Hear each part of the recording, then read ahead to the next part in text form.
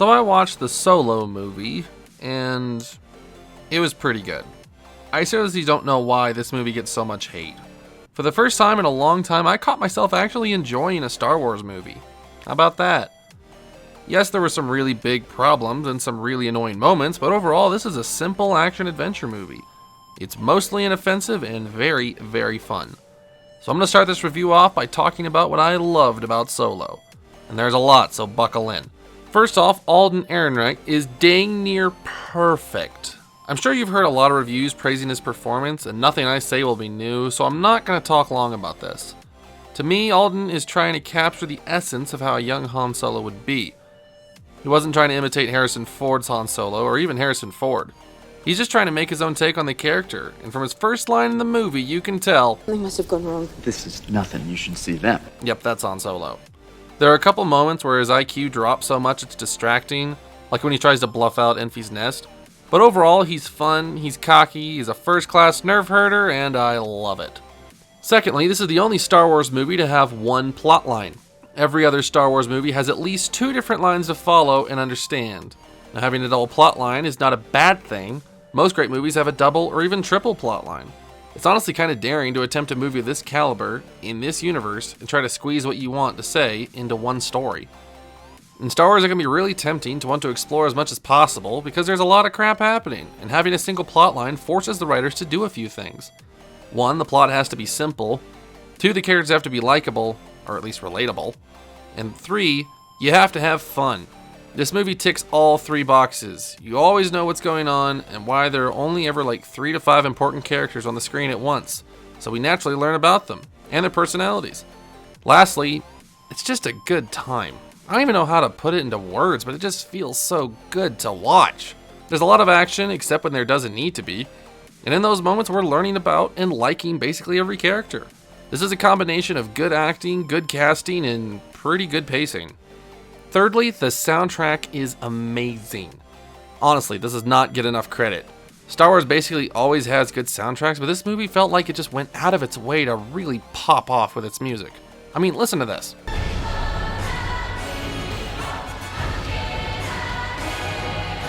See what I mean? Dryden Voss is one of the best bad guys in the Star Wars universe. There, I said it. It's kind of an odd way to describe it, but it's refreshing to see this be the main bad guy. All of the bad guys in the Star Wars universe, except Kylo Ren, are pure evil. Their motives are simplistic, but in the giant world of Star Wars, that's perfectly fine. Seeing a Dryden Voss for the first time, I kind of expected this formula, but I was pleasantly surprised. He honestly seems like a pretty chill dude, just slightly psychotic. This hip crime lord is a nice contrast to the simplistic storyline, and it really meshes with the overall theme. If there was a simple, total bad guy, then this movie would have an entirely different feel. I'll get to you later, Darth Maul. From a writing standpoint, this is just a solid Star Wars movie. The plot makes sense, it doesn't try to be too conceptual, it has a simple story to tell, and it tells it well. When we need information, we're given it. When we don't, we have some cute banter or character-driven moments. And the action's only there when we need it. It's just well-paced and well put together. Now let's discuss the bad things about this movie. And granted, there isn't a lot, honestly, but the things that are bad are really bad. First big problem with the movie isn't even the movie's fault. The Last Jedi came out in December of 2017 and was met with some pretty memorable reviews. Mostly bad. This movie left a pretty bad taste in most people's mouths, and we weren't really looking forward to another Star Wars movie. But a mere 5 months after the most debated movie in the series releases, we get Solo. I feel like most people thought that Solo would fail, so a lot of people just didn't see it. Plus, Infinity War was released a mere 1 month before Solo was released. So, people's desires to see a non-Avengers movie was pretty low. Coupled with the reviews of The Last Jedi and Solo, a Star Wars movie, was released at the worst possible time. Second, the color grading is atrocious. A lot of scenes honestly feel like an accident because the lighting's so dark. It's a pretty small thing, I admit, but it gets distracting when I'm having a hard time just to see the TV screen. Thirdly, Donald Glover as Lando Calrissian was kinda bad. I have a hard time calling Donald Glover a bad actor because I don't think he is. I think he's pretty good actually. But where Alden Ehrenreich was trying to put his own spin on an old character, Donald Glover was trying to imitate Billy D. Williams. And old Billy D has this charm about him where he can overact a scene and it comes off as lovable and honest. while Donald Glover trying to imitate that just comes off as distracting. I'm sure he's trying really hard and all, but it just doesn't come off clean. Plus his motivations are kind of weird. Like, is it just me, or does he seem really young to be retiring? And why did he agree to go on this heist at all? I thought he was retired. Darth Maul being in this movie at all is friggin' stupid. I feel like the writers tried to add a big reveal twist at the end to spice up the movie, but it just comes across as weird. Like, I get it, they wanted to add a fan favorite, but it just feels out of place in this particular movie. Make a Darth Maul a Star Wars story and we'll be happy. Just stop putting in characters for fan service, it's annoying. Now, this one might just be me, but I personally hated the Kessel Run. First off, the Kessel Run isn't even a run, they just took a shortcut through a lightning storm. I was honestly hoping for it to be a race or a specific route or something, but no. They took a shortcut and Han built his legacy around it.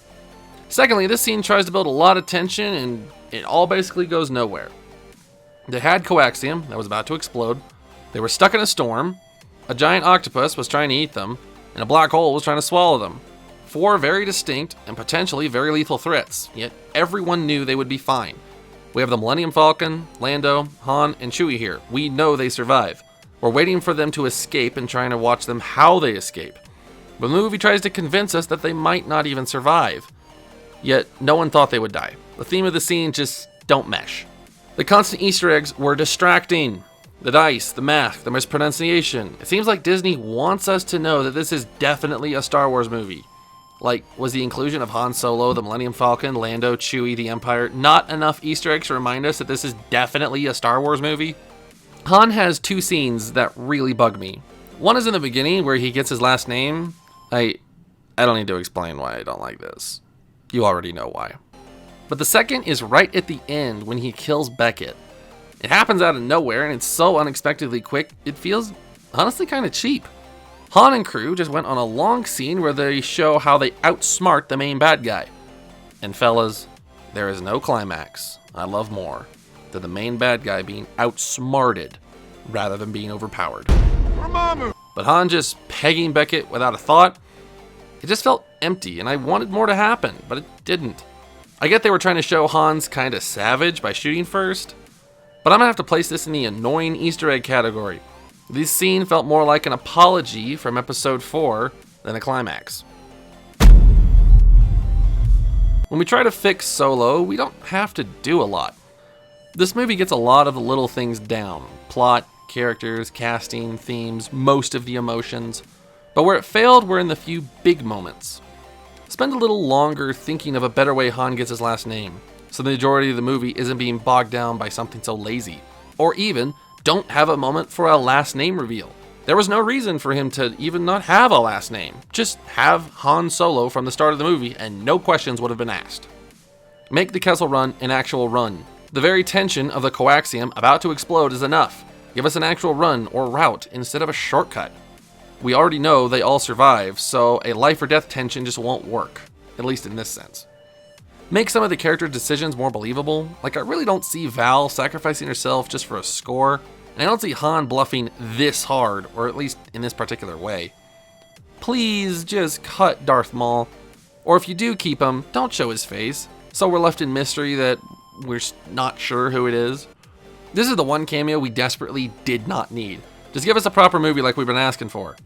And for the love of Japor snippets, please increase the freaking lighting.